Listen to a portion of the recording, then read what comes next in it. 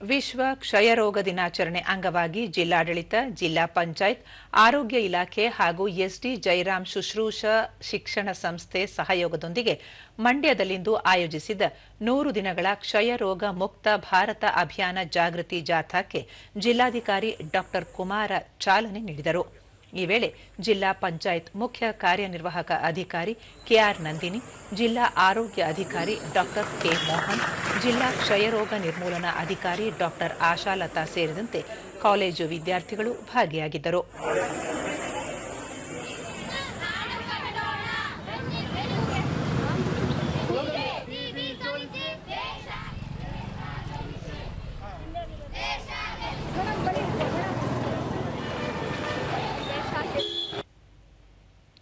ಬಳಿಕ ದೂರದರ್ಶನದೊಂದಿಗೆ ಡಾ ಕುಮಾರ ಮಂಡ್ಯ ಜಿಲ್ಲೆಯ ಒಟ್ಟು 40 ಗ್ರಾಮ ಪಂಚಾಯಿತಿಗಳನ್ನು ಈಗಾಗಲೇ ಕ್ಷಯರೋಗ ಮುಕ್ತ ಎಂದು ಘೋಷಿಸಲಾಗಿದೆ.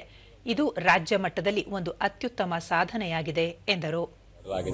ಹಾಗಾಗಿ ಎಲ್ಲ ಸಾರ್ವಜನಿಕರ ಸಹಭಾಗಿತ್ವದಲ್ಲಿ ಇಂಥ ಒಂದು ಕ್ಷಯರೋಗವನ್ನು ಗುಣಪಡಿಸಲು ಸಾಧ್ಯ ಅನ್ನುವಂಥದ್ದನ್ನು ಎಚ್ಚರವನ್ನ ಜಾಗೃತಿಯನ್ನು ಮೂಡಿಸುವುದರ ಜೊತೆಗೆ ಇದರ ಇನ್ನೂ ಎಲ್ಲ ಪಂಚಾಯಿತಿಗಳಲ್ಲೂ ಕೂಡ ಕ್ಷಯರೋಗ ಮುಕ್ತ ಗ್ರಾಮ ಪಂಚಾಯಿತಿಗಳಾಗಿ ಮಾಡಬೇಕು ಅಂತ ಹೇಳಿ ನಾವೆಲ್ಲರೂ ಕೂಡ ಪಣ ತೊಡಬೇಕು. ಕೆಆರ್ ನಂದಿನಿ, ಕ್ಷಯರೋಗ ಸಾಂಕ್ರಾಮಿಕವಾಗಿದ್ದು ಒಬ್ಬರಿಂದ ಒಬ್ಬರಿಗೆ ವೇಗವಾಗಿ ಹರಡುತ್ತದೆ. ರೋಗಿಗಳು ಚಿಕಿತ್ಸೆಯನ್ನು ಅರ್ಧಕ್ಕೆ ನಿಲ್ಲಿಸದೆ ಮುಂದುವರಿಸಬೇಕು ಎಂದು ತಿಳಿಸಿದರು.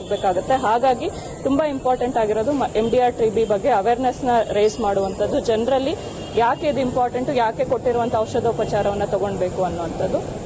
ಈ ನಿಟ್ಟಿನಲ್ಲಿ ಒಂದೊಂದೇ ಗ್ರಾಮ ಪಂಚಾಯಿತಿಯನ್ನ TB ಮುಕ್ತ ಗ್ರಾಮ ಪಂಚಾಯಿತಿಯಾಗಿ ಮಾಡುವಂಥದ್ದು ನಮ್ಮ ಒಂದು ಘೋಷವಾಕ್ಯ ಮತ್ತು ಧ್ಯೇಯ ಕೂಡ.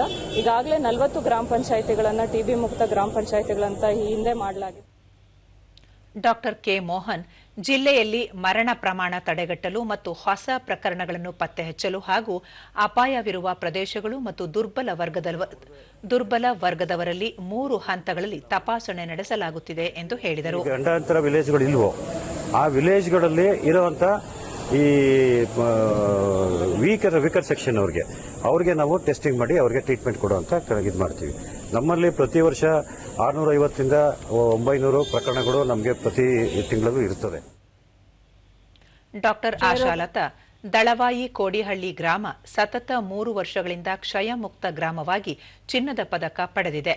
ಹೊಸ ರೋಗಿಗಳ ಪತ್ತೆ ಮತ್ತು ತಡೆಗಟ್ಟುವಿಕೆಯೇ ಈ ಜಾಥಾದ ಮುಖ್ಯ ಉದ್ದೇಶ ಎಂದು ಹೇಳಿದರು. ಪ್ರಕರಣಗಳಿದ್ದರೆ ಅದನ್ನು ಕಂಡುಹಿಡಿಯುವಂಥದ್ದು ಮತ್ತು ಕ್ಷಯರೋಗದಿಂದ ಸಾವನ್ನ ಆಗದೇ ಇರೋಗೆ ನೋಡ್ಕೊಳ್ಳುವಂಥದ್ದು ಇದು ಮುಖ್ಯ ಗುರಿಗಳಾಗಿರುತ್ತದೆ.